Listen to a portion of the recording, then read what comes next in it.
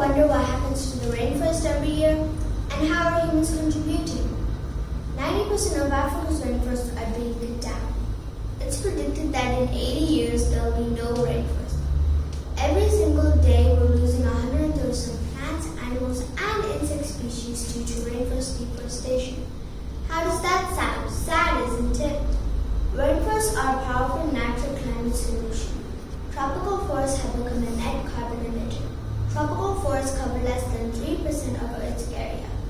Many of our foods and medicines come directly from the rainforest. Even the oxygen we breathe is a direct function of the rainforest. If we let the rainforest disappear, could we imagine the results? It would be devastating. Tropical rainforests are the Earth's oldest living ecosystem. Fossil records show the forests of Southeast Asia have existed in more or less their present form for 70 to 100 million years. Many of our foods we eat today originated in the rainforest, like avocado, banana, even chocolate, eggplant, etc. It may surprise you to know that more than 25% of our medicines come directly from the rainforest. So far, we have only learned how to use 1% of these amazing plants and medicines. So imagine the possibilities if we could experiment with the other 99%. Rainforests hold vast reserves of carbon in their vegetation. When a rainforest is burnt or tree is cut and left to decay, the carbon is released into the atmosphere as carbon dioxide. This is the second largest factor contributing to the greenhouse effect. Once an area is destroyed, it can never return to the amazing ecosystem because it takes millions of years to grow a rainforest. And that's not it. Did you know that 70% of Earth's land, animals, and plant species live in the rainforest? Tropical rainforests contain over 30 million species of plants and animals. That's half of Earth's wildlife and at least 2/3 of its plant species.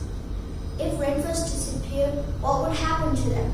There are potentially millions of animals and plants that are yet to be even discovered. If deforestation continues at the current rate, not even a quarter of these will be discovered before they're killed off. And this is what happened so far, and this is how humans have contributed in destroying the rainforest.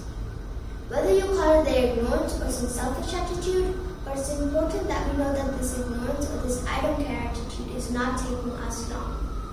While on one side there are people living comfortably, not bothered much, there are so many people who genuinely care. There are so many scholars, scientists, and indigenous tribes who have dedicated their lives to save the forest. They've been doing it for so many years, and I'm sure they're aware of the best practices. Why can't they have better budgets and more rights so that they can take care of the forest land? It is my humble request that the authorities do the same. In the meanwhile, what can we do to make sure that we're doing our part? Here are a few of my thoughts. First and most important, plant trees. As a family, out of 3 or 4 exotic vacations, dedicate one vacation in a tree planting campaign. There are a lot of groups who organize these campaigns. As a family and a group of friends, we can do this regularly. We do our bit, and also by sharing our beautiful pictures on social media, we spread awareness. I also think that schools and other educational institutes can have knowledge exchange sessions with indigenous communities. There are a lot of interesting videos on YouTube. I have personally seen a few, and I think it can be a great education for kids, and it can be a good opportunity to interact with kids from these tribes. We can also support or contribute these groups who are taking massive actions to save the forest in whatever we can. I think every small gesture counts. I, Angel, would like to conclude by saying, let's join our hands for a better tomorrow. Every one of you watching has to try to stop deforestation and save our rainforests.